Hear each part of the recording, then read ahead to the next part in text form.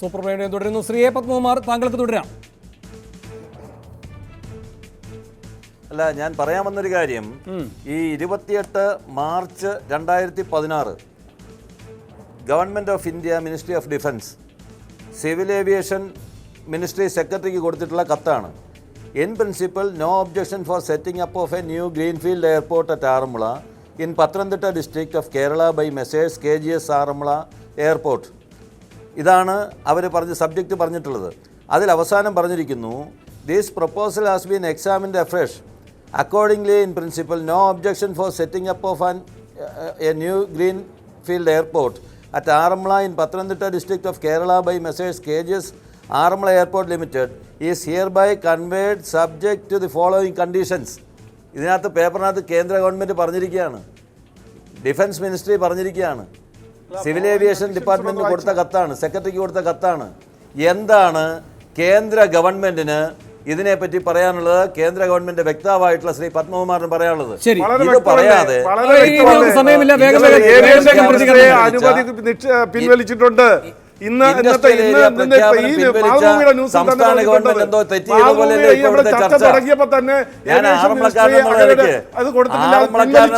എനിക്കൊരു സ്വല്പ സമയം കൂടുതൽ പറഞ്ഞിട്ടുണ്ട്. കേന്ദ്ര ഗവൺമെന്റിന് ഒരു ആശങ്കയുമില്ല,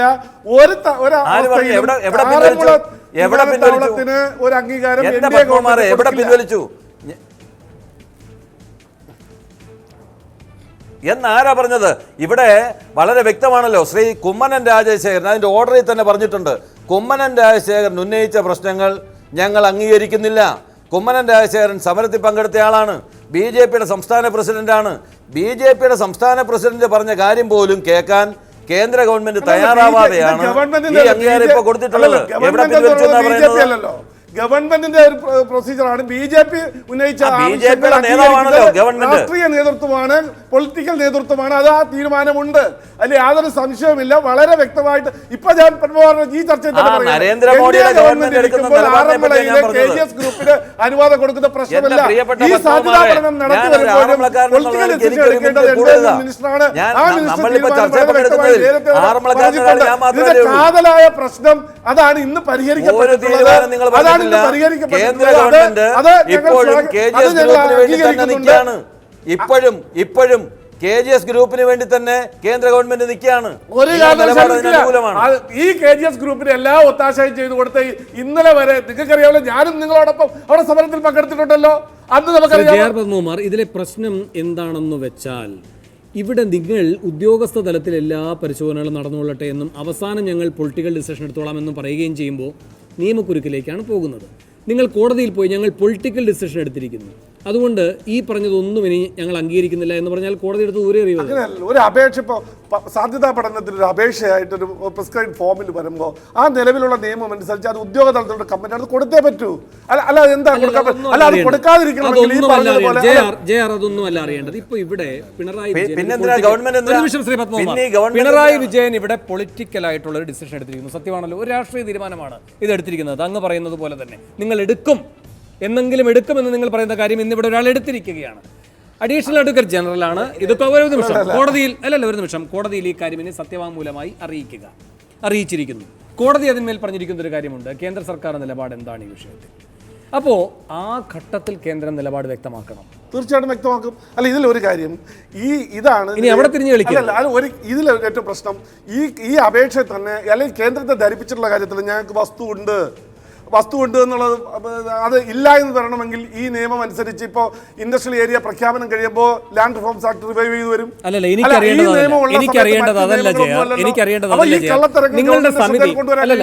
പരിസ്ഥിതി മന്ത്രാലയം ഇപ്പോൾ ഒരു വിദഗ്ധ സമിതിയെ വെച്ചിരിക്കുന്നു.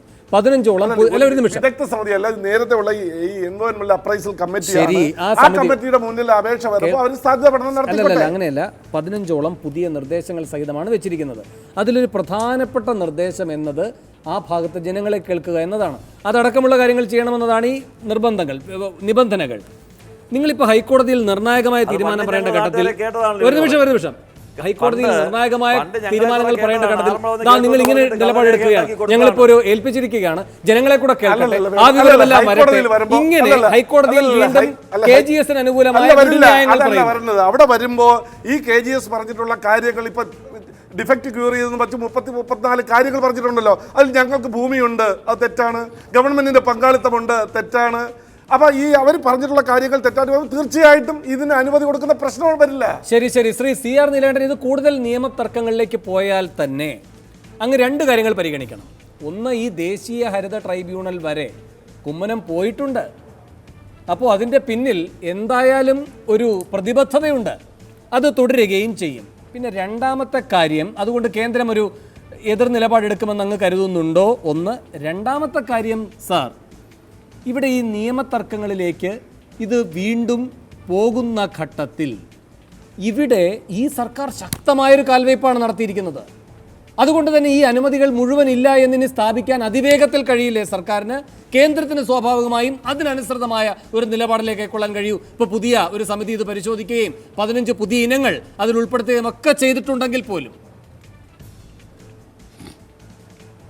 അല്ല, ഇവിടെ ഒരു കാര്യം, ഇന്നത്തെ തീരുമാനം വളരെ നിർണായകമാണ് വേണു, ഒരു സംശയമില്ല കാര്യത്തിൽ. ഉദാഹരണത്തിന് ഇപ്പോൾ പുതിയ അനുമതിക്ക് വേണ്ടി കൊടുത്തു, പത്മകുമാർ പറഞ്ഞ പോലെ ഒഫീഷ്യലാണ്, ഒരു ഒഫീഷ്യലും അല്ലാതെ. എന്താ കാര്യമെന്നറിയോ? ഇപ്പോൾ ലിസ്റ്റിൽ പെടാത്ത എൻവറോ കെയറിനെ കൊണ്ട് പഠിപ്പിച്ചത് കൊണ്ട് മാത്രമാണ് NGT തള്ളിയത്. ലിസ്റ്റിൽ പെട്ട ഒരു സ്ഥാപനം പഠിക്കുകയും എൻവറോൺമെൻറ്റൽ ഇമ്പാക്റ്റ് അസസ്മെൻറ്റ് നടത്തുകയും അതിൻ്റെ അടിസ്ഥാനത്തിൽ പുതിയ പ്രപ്പോസൽ സമർപ്പിക്കുകയും ചെയ്താൽ NGTക്ക് പിന്നൊന്നും പറയാനില്ല. അങ്ങനെ സമർപ്പിക്കുമ്പോൾ ഇത് വ്യവസായ മേഖലയാണെങ്കിൽ ആ പരിശോധനയിൽ അവർ പറയാൻ പോകുന്നു നേരത്തെ വേണു വായിച്ച കാര്യങ്ങളാണ്. വ്യവസായ മേഖലയായതുകൊണ്ട് നമുക്കറിയാം, പെപ്സി കമ്പനിയുടെ കാര്യത്തിൽ ഉണ്ടായ കാര്യം വളരെ വ്യക്തമാണ്. കൊക്കോക്കോള പൂട്ടിയിട്ടും പെപ്സി നിലനിൽക്കുന്നത് വ്യവസായ മേഖലയായതുകൊണ്ട് മാത്രമാണ്, നമ്മൾ അറിയുക. അപ്പോൾ വ്യവസായ മേഖലയാണെന്ന് കാണുന്നതുകൊണ്ട് ഇത് മറികടക്കാൻ കഴിയും. ഗവൺമെന്റ് മാറ്റി, ഗവൺമെന്റ് എതിർത്തു തന്നെ വെക്കാം. ഗവൺമെന്റ് എതിർത്ത് കഴിഞ്ഞാൽ കോടതിയിൽ പോയാൽ അവർ പറയാൻ പോണെന്താ അറിയോ? ഇത് പല സ്ഥലത്ത് നമ്മൾ കണ്ടിട്ടുള്ളതാണ്. നിങ്ങൾ തത്വത്തിൽ അംഗീകരിച്ചു, ഇത് നിങ്ങൾ ബാക്കി കാര്യങ്ങളൊക്കെ അംഗീകാരം നൽകി, വ്യവസായ മേഖല അംഗീകാരം നൽകി, നിങ്ങൾ അനുമതി കൊടുത്തു. ഇനി എന്താ പ്രശ്നം? ഇനി നിങ്ങൾ തടയുന്നുവെങ്കിൽ KGS നടത്തിയ ഇൻവെസ്റ്റ്മെൻറ്റ് നഷ്ടമാകും. ഈ അഭിപ്രായം കോടതിയിൽ നിന്ന് വന്ന പല അനുഭവങ്ങളുണ്ട്. എന്ന് പറഞ്ഞാൽ നിയമക്കുരുക്കിലേക്ക് പോയാൽ അനുമതി പിൻവലിക്കുന്നത് കൊണ്ട് ഒരു ഫലവുമില്ല. പഞ്ചായത്തുകളുടെ ക്വാറി മുതൽ നമ്മൾ ഏവിയേഷൻ ക്ലിയറൻസ് 2015 അനുമതി പിൻവലിച്ചാൽ അത് മാത്രമല്ല, ഇപ്പൊ ഹൈക്കോടതിയിലുള്ള ഇഷ്യൂ എന്ന് പറയുന്നത് ഈ സെന്ററിന്റെ ക്ലിയറൻസ് അല്ല. ഒരു നിമിഷം, ഏവിയേഷൻ ക്ലിയറൻസ് അല്ലല്ല, അത് വിഡ്രോ ചെയ്യപ്പെടുന്ന അത് വിഡ്രോ ചെയ്യപ്പെടുന്നതിന്റെ കാരണം എന്താണ്? ഈ എൻവിറോ കെയറിനെ വെച്ചുകൊണ്ട് പഠിച്ചിരിക്കുന്ന പഠനത്തിന്റെ അതിന് യാതൊരു അടിസ്ഥാനവുമില്ല എന്ന് പറഞ്ഞ് തള്ളുമ്പോഴാണ്. അല്ലല്ല, ഒരു നിമിഷം സാർ, ഇവിടെ നെടുമ്പാശ്ശേരി വിമാനത്താവളത്തിന്റെ വ്യോമപാതയും നേവിയുടെ നേവിയുടെ വ്യോമപാതയും ഇത് രണ്ടും ഇതുമായി ചേർന്ന് വരുന്നു. വ്യോമപാത ഞെരുക്കം അവിടെയുണ്ട്. ഇതൊക്കെ കൊണ്ടാണ്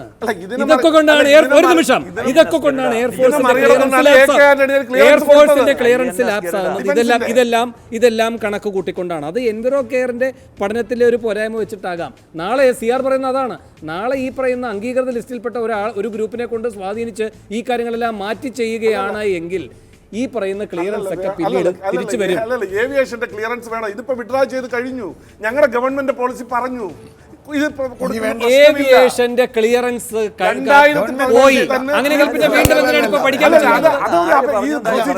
എന്ത് പ്രൊസീജിയർ?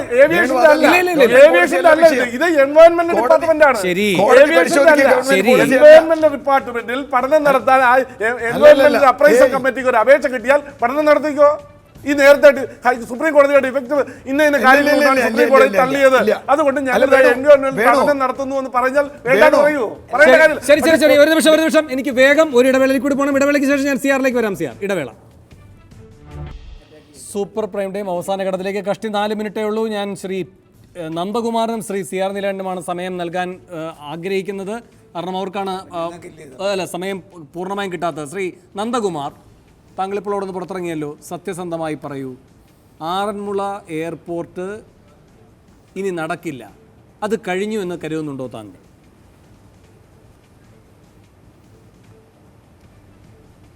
ഹലോ, പറഞ്ഞോളൂ ശ്രീ. ആറന്മുള വിമാനത്താവളത്തിൻ്റെ ഇവിടെ ഇവിടെ ചർച്ച പറഞ്ഞപ്പോൾ എൻവയോൺമെൻറ്റൽ സ്റ്റഡി നടത്താൻ പോകുന്നു, മറ്റ് ക്ലിയറൻസുകൾ കിട്ടാൻ പോകുന്നു എന്ന് പറയുന്നതിന് ഇനി പ്രസക്തിയില്ല. കാര്യം സംസ്ഥാന ഗവൺമെൻറ് NOC വിഡ്രോ ചെയ്യുന്നതോടുകൂടി നമുക്ക് മറ്റുള്ള ക്ലിയറൻസിന് വേണ്ടി ഇനി കേന്ദ്ര ഗവൺമെൻറ്റിനെ സമീപിക്കാൻ പറ്റില്ല. അതുകൊണ്ട് ഈ പ്രോജക്റ്റ് ഇതോടുകൂടി തീർന്നു, ഇനി അത് കൊണ്ടുപോകാൻ പറ്റില്ല. That is the end of it. അപ്പോൾ എത്ര കോടി മുടക്കിയിട്ടുണ്ട്. മാത്രവുമല്ല ഈ KGS ഒക്കെ ഒരു മുന്നിലുള്ളൊരു ബാനർ മാത്രമല്ലേ, ഇതിൽ റിലയൻസ് ഉണ്ടല്ലോ. 15% എന്ന് റിലയൻസ് തന്നെ ആകെ സമ്മതിക്കുന്ന ഒരു വിഹിതമെങ്കിലും ഉണ്ടല്ലോ. അപ്പോൾ ഇതിലെ താല്പര്യങ്ങൾ അങ്ങനെ പെട്ടെന്ന് അവസാനിക്കുന്നതല്ല. അതിൻ്റെ പിന്നിലെ ശക്തികൾ അത്ര ചെറിയ വിഭാഗങ്ങളുമല്ലല്ലോ. അത് ശരി തന്നെയാണ്. പക്ഷേ ഇതിൻ്റെ അകത്ത് ഡയറക്റ്റായിട്ട് റിലയൻസ് ഇൻവെസ്റ്റ് ചെയ്തിട്ടില്ല. അത് നമ്മുടെ KGS ഡെവലപ്പേഴ്സിലാണ്. റിലയൻസ് ഡയറക്റ്റായി ഇൻവെസ്റ്റ് ചെയ്യാതിരിക്കുന്നത് അവരുടെ തന്ത്രമാണ്, വളഞ്ഞിട്ട് പിടിക്കുന്ന തന്ത്രം. അത് പോട്ടെ. അതുകൊണ്ട് ഞാൻ ചോദിക്കുകയാണ്, ഇതിപ്പോ പെട്ടെന്ന് ഇങ്ങനെ NOC കിട്ടിയില്ല, അതോടെ ഇത് സർവം ശുഭം കഴിഞ്ഞിരിക്കുന്നു, അങ്ങനെ കരുതാമോ? കരുതാം, നിശ്ചയമായും കരുതാം. ഈ പ്രോജക്റ്റ് ഇനി മുന്നോട്ട് കൊണ്ടുപോകാൻ പറ്റില്ല. ശബരിമലയിൽ തുടങ്ങുന്ന സംസ്ഥാന ഗവൺമെന്റിന്റെ സപ്പോർട്ട് ഇല്ലാതെ എയർപോർട്ട് കിട്ടില്ല. ശബരിമലയ്ക്ക് വേണ്ടി തുടങ്ങുന്ന പ്രോജക്റ്റിലോ? അത് വേറൊരു കാര്യമാണ്. അത് ശബരിമലക്കടുത്ത് വേറൊരു പ്രോജക്റ്റിനുള്ള ഒരു പ്രാരംഭ ചർച്ചകൾ നടക്കുന്നുണ്ട്. അത് ഇങ്ങനെയുള്ള ഒരു പ്രശ്നവുമില്ലാതെ അപ്പോൾ ആശ്വസിക്കേണ്ട. ഇത് ശബരിമലയിലെ പുതിയ പദ്ധതിക്കുള്ള തടസ്സമാണിപ്പോ ആറന്മുള. അല്ല, പ്രാരംഭ ചർച്ച നടന്നതുകൊണ്ടാണ് ഈ ഇപ്പൊ വിഡ്രോ ചെയ്തതെന്നാണ്. KGS അല്ല, അല്ല അത് തന്നെയാണ്. KGS അല്ല, അതിരൂപം മാറിക്കൊണ്ടിരിക്കും. ബോർഡ് മാറ്റിയാൽ മതിയല്ലോ. ശ്രീ സിയാദ് ലണ്ടൻ. അതെ വേണോ, ഒരു സംശയവും വേണ്ട. ഇതിനേക്കാൾ വലുതെന്തോ കണ്ടിട്ട് തന്നെയാണ് ഇപ്പോൾ ഒഴിയുന്നത്. ഇവിടെ ഇപ്പം ഞാൻ ഇടതുപക്ഷത്തിന് പോലും ജാമ്യം കൊടുക്കുന്നത് താൽക്കാലികമാണ്. കാരണം നേരത്തെ പറഞ്ഞു, പത്തനംതിട്ടയിൽ ശബരിമലയ്ക്കടുത്ത് വേറൊരു എയർപോർട്ടിന് സാധ്യതയുണ്ട്. അത് വരുമ്പോൾ ഇവിടെ തന്നെ പ്രശ്നം എന്താ, ഈ തത്വത്തിൽ അംഗീകാരം അത് ഇപ്പോഴും ഉണ്ടെങ്കിൽ ഈ എയർപോർട്ട് ഇനിയും നിയമപരമായ ഞാനാണ് KGSന്റെ അഡ്വക്കേറ്റ് എങ്കിൽ വാദിക്കാൻ എനിക്ക് സാധ്യതകളുണ്ട്. സാങ്കേതിക അനുമതികൾ രാഷ്ട്രീയമായി റദ്ദാക്കാനാവില്ല എന്ന് വാദിക്കാം. അത് രാഷ്ട്രീയ നീക്കമാണ്. ഇപ്പോൾ ഇതാണെങ്കിലും എനിക്കറിയേണ്ട ചുരുക്കം സമയമേ ഉള്ളതാനും അങ്ങ് പറയുണ്ടായി രാജഗോപാലുമായുള്ള ബന്ധത്തിന്റെ സമ്മർദ്ദം VS. അങ്ങനെയെങ്കിൽ ഈ T ബാലകൃഷ്ണൻ ആകാശത്ത് നിന്ന് പൊട്ടിമുളച്ച് വന്ന ആളല്ല, കരീമിന്റെ കീഴിലായിരുന്നു. അങ്ങനെയാണ് ഈ കാര്യങ്ങളെല്ലാം നടന്നിട്ടുമുള്ളത്. അത് പിണറായിയിലേക്കുള്ള ദൂരവും അപ്പോൾ കുറവാണ്. ഇനി ഈ കരീം തന്നെ നേരിട്ടിരുന്ന് ചെയ്ത ചക്കിട്ടപ്പാറ ഇപ്പോ മറുരൂപത്തിൽ പിണറായി വിജയൻ അനുവദിച്ചു കഴിഞ്ഞിട്ടുണ്ട്. MSPL തന്നെ വീണ്ടും വന്നിരിക്കുകയാണ്. അപ്പോ MSPL അവിടെ വീണ്ടും വരുന്നു. ഇവിടെ KGS രൂപം മാറി വേറെ ഏതെങ്കിലും തരത്തിൽ ശബരിമലയിലേക്ക് പോകാൻ പോകുന്നു. അപ്പൊ പുതിയ സാധ്യതകളാണോ വരുന്നത്? സമയമില്ല, 30 സെക്കൻഡ്. അല്ല, ആറന്മുള എന്ന സ്ഥലം മാത്രമല്ല വിഷയം. പുതിയൊരു എയർപോർട്ട് വേണോ എന്ന് തുടങ്ങി നിരവധി കാര്യങ്ങളുണ്ട്. ഇപ്പോൾ ആറന്മുള മറ്റൊരിടത്തേക്ക് മാറാൻ പോകുന്നു എന്ന വേണുവിന്റെ സംശയം 100% ശരിയാണ്. പത്തനംതിട്ടയിൽ എവിടെയെങ്കിലും എയർപോർട്ട് സ്ഥാപിച്ച് അടങ്ങും ഇടതുപക്ഷ മുന്നണി. എല്ലാവരും അതിന് അനുകൂലമാണ്.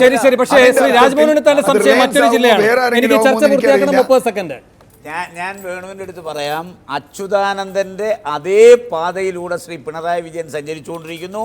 അച്യുതാനന്ദൻ എന്താണോ ചെയ്തത് അതിനെ വിഴുങ്ങിയിട്ട് പുതിയ ഒരു എയർപോർട്ടുമായിട്ട് പിണറായി വിജയൻ രംഗപ്രവേശം ചെയ്യാൻ പോകുന്നു. ഇതിൻ്റെ രണ്ടിൻ്റെ പിന്നിലും അഴിമതി ഉണ്ടെന്നുള്ള കാര്യം 100%. കോട്ടയം, പത്തനംതിട്ട, ഇടുക്കി, ആലപ്പുഴ ഈ 4 സ്ഥലത്തെയും ഗതാഗതത്തിന്റെ സാധ്യതകൾ പറഞ്ഞിട്ടാണ് KGS രംഗത്ത് വന്നത്. പത്തനംതിട്ട പൊളിഞ്ഞു. ഇടുക്കി, കോട്ടയം, അതിൽ ഏതിലാണ് നറുക്ക് വീഴുക? ഇടുക്കിക്കാണ് നറുക്ക് ഉദ്ദേശിക്കുന്നത്. പക്ഷേ ഒരു കാര്യം ഞാൻ പറയാം, ഇപ്പൊ നീലകണ്ഠൻ ഈ ചർച്ചയിലുള്ള ആളാണ്. ഈ ആറന്മുളയേക്കാൾ പാരിസ്ഥിതിക ദുർബല പ്രദേശമാണ് ഈ പറയുന്നത്. ശരി. അണക്കരയിലേക്കാണോ പുതിയ കണ്ണുകൾ പായുന്നത്? 10 സെക്കൻഡ്. ശ്രീ നന്ദകുമാർ. ഇടതുപക്ഷ ജനാധിപത്യ മുന്നണിക്ക് വളരെ വ്യക്തമായ കാഴ്ചപ്പാട്. നിശ്ചയമായും അങ്ങനെ ഒരു കാര്യമില്ല. നമ്മളൊരു പുതിയ പ്രോജക്റ്റ് ചെയ്യുന്നുണ്ടെങ്കിൽ എല്ലാ നിയമങ്ങളും പാലിച്ചുകൊണ്ട് ജനങ്ങൾക്ക് മിനിമം ഇൻകൺവീനിയൻസ് ഉണ്ടായിക്കൊണ്ട് മാത്രമേ നമ്മൾ പ്രോജക്റ്റ് ഇപ്പോഴത്തെ പദ്ധതിയിൽ എല്ലാ നിയമങ്ങളും പാലിച്ചിട്ടില്ല എന്ന് അങ്ങ് തുറന്ന് സമ്മതിക്കുന്നു. വളരെയധികം നന്ദി. ഈ ചർച്ചയിൽ പങ്കെടുത്ത എല്ലാവർക്കും. സൂപ്പർ പ്രൈം ടൈം അവസാനിക്കുന്നു.